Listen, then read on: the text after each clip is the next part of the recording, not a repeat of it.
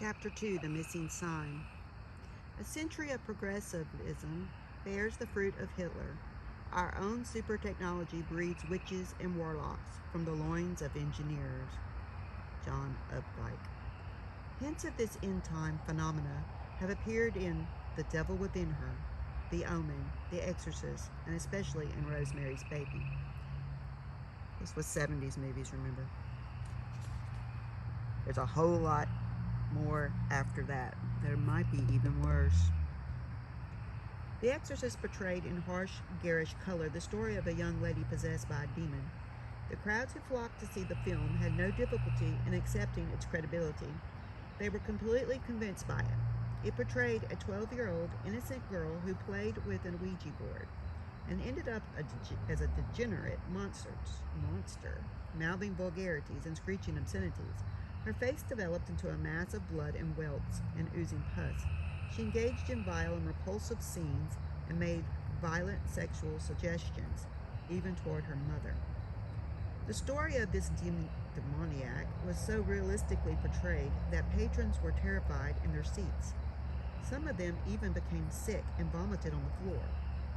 Other after effects suffered by viewers included loss of sleep and appetite and horrible nightmares.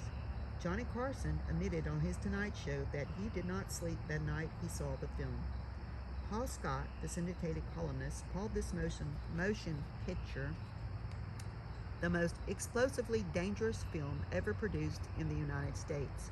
He cited 80 documented cases where persons, after reading the book, themselves became possessed.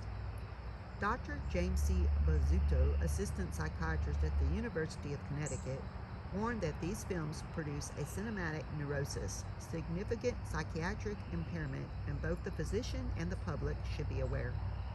Mary Knobloch sums it up for all when she says, "Perhaps the most frightening thing about The Exorcist is that thirst for and fascination with evil that lies buried within us all, surfacing with savage swiftness at the right incarnation." Some years before The Exorcist, the film Rosemary's Baby appeared.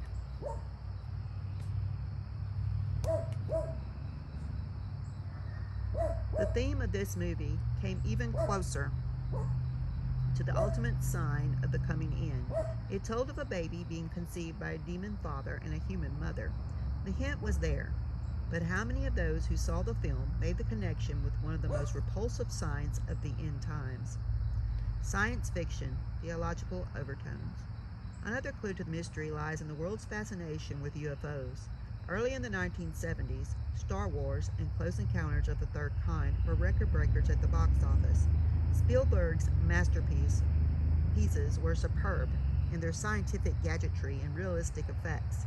Ray Bradbury called Close Encounters the greatest film of the last 20 years. It portrayed the arrival upon Earth of alien beings from outer space. These films and their sequels aroused millenarian expectations. They were science fiction with theological overtones. Buttressed by a sense of reality, they were no longer considered far-fetched, merely for a good laugh and a chuckle. Rather, they foreshadowed sober and serious possibilities within our lifespan. It had all begun with science fiction. Edgar Allan Poe wrote about it. With all his creative and analytical genius, using the short story as his literary vehicle, Jules Verne elaborated with his fantastic stories of incredible journeys. Then H.G. Wells came up on the scene with his War of the Worlds. To many people, he was the guru of science fiction. Yet across the gulf of space, minds that are to our minds as ours are to those of the beasts that perish, intellects vast and cool and unsympathetic, regarded this earth with envious eyes, and slowly and surely drew their plans against us. And early in the 20th century came the Great Disillusionment, War of the Worlds. This was the book that formed the basis of Orson Welles' radio hoax in 1938. When panic-stricken multitudes rushed out of their homes, convinced that the planet had been invaded. P Lovecraft was another in a string of science fiction writers. Some of his ideas were based on biblical statements of the conflicts between good and evil. He wrote about the earth had been inhabited long ago by gross creatures of vastly superior intellect, which were presently sleeping, but soon to be awake and regain the planet. The Overlords. Arthur C. Clarke was another giant in the field of his masterpiece, Childhood's End, in 1953. He deals with the last generation of man upon the earth. It is a generation which sets an offspring transformed into something totally non-human and yet superior in humanity. This book became a catalyst for many more such works, developing and elaborating on a similar theme. According to Woodrow Nichols and Brooke Alexander, it's probably not too much to say that Clarke's novel became a cornerstone for the developing world view of a whole generation. It is interesting to note that Clarke added a cryptic announcement in italics on the copyright page of every edition of his book. The opinions expressed in this book are not those of the author. Among other things, he mentions UFO spaceships arriving on planet Earth and crewed by the Overlords. These Overlords were far superior to man in intellect and proceeded to establish a dictatorship upon Earth. It was orderly and benevolent. But in time, the Overlords began to reveal their true character, and lo, they looked like devils. Actually, however, they were supposed to be high-minded guardians of humanity, ruling on behalf of the mysterious Overmind. They were here to guide mankind through enormous and inconceivable evolutionary transformations.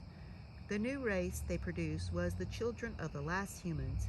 At least they look like children, but their faces are devoid of personality, for they are not individuals. They are cells in the body of divinity, neurons in a single mind. Religion even played a role in Clarke's fantasy. He had an uncanny gift of bringing all the strands together: science, mysticism, religion, parapsychology, and ufology. The leader of the Overlords brings into focus the significant mindset. Believe me, it gives us no pleasure to destroy men's faiths, but all the world's religions cannot be right, and they know it. Sooner or later, man has to learn the truth. Your mystics, although they were lost in their own delusions, had seen part of the truth.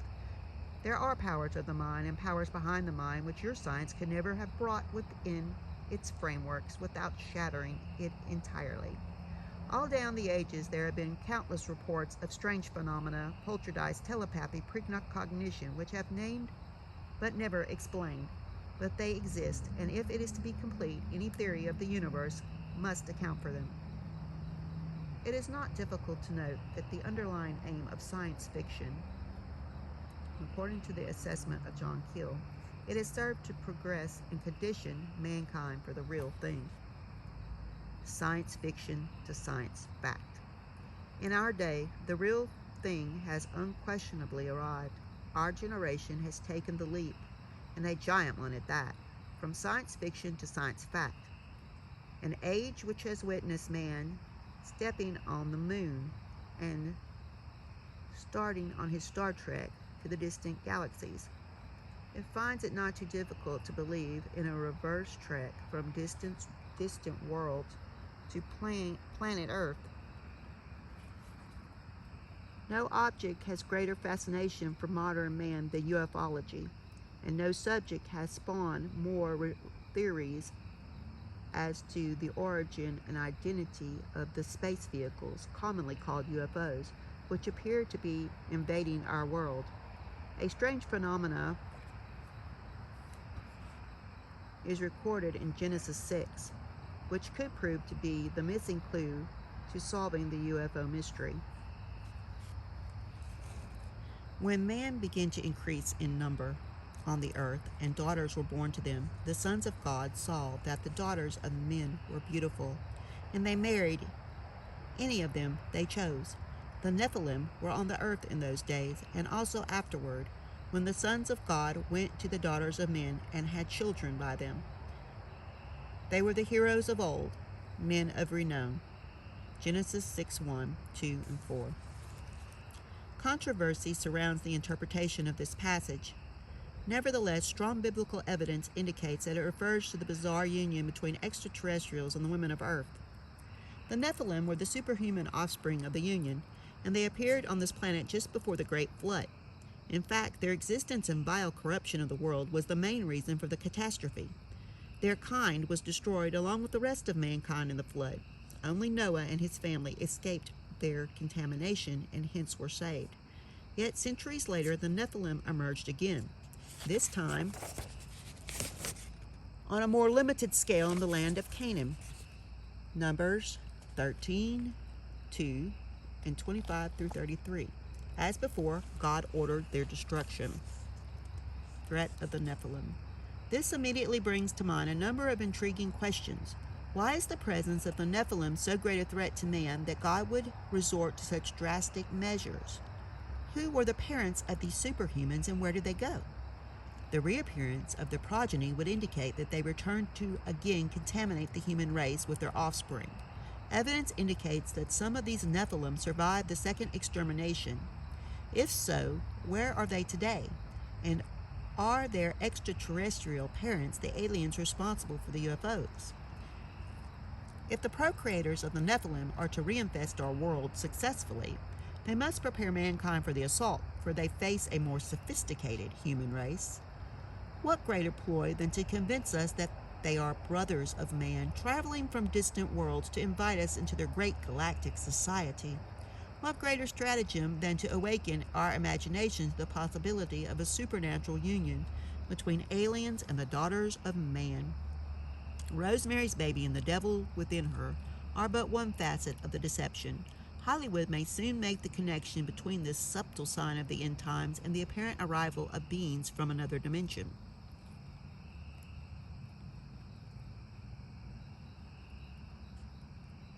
It is significant that after a long struggle for recognition, millions of people now believe that UFOs exist, and that, what is more, they have been on our planet. These space vehicles have been tracked on radar, fired on by jet fighter planes, photographed 100 times, and have left indisputable evidence of their landing on the ground. And all 15 million Americans, including former President of the United States, claim to have seen them. The evidence is such that Maria Seligson could write in the New West magazine that there is an accumulation of material weighty enough to bury the toughest skeptic. If one can accept the incredible idea that brothers of man are indeed making contact with us from outer space, mankind is one step closer to a frightful discovery. And in the year 2022, they are slowly but surely making it the norm. Off-world vehicles, videos of the Tic Tac, UFO over the ocean with the Navy or Air Force, whoever it was. Saying we have off-world vehicles now. Some even say there's been actually on the news where they're saying that unexplained pregnancies have occurred with people that claim to be abducted. They are just easing us in because they're already here. And that's just my opinion, but that's not just my opinion. Actually, that's a lot of the people's opinion right now, including L.A. Marzulli and other prophecy watchers or watchmen that are out there. The mainstream church is afraid to talk about this kind of thing. They don't want to focus on it. And it's not that we should focus on that and not on getting people saved and all that kind of thing, which is what is our main job, to go and make disciples of all men, but and baptize and all that. But we need to be aware because we fight against principalities, evil in high places, and so we just need to be aware of that. And ignoring it because it's fringe or whatever, it's not very smart, because that's like ignoring an elephant in a room. It's there. Because as in the days of Noah, so will be the coming of the Son of Man. Stay tuned for the next chapter. It's getting too dark out here for me.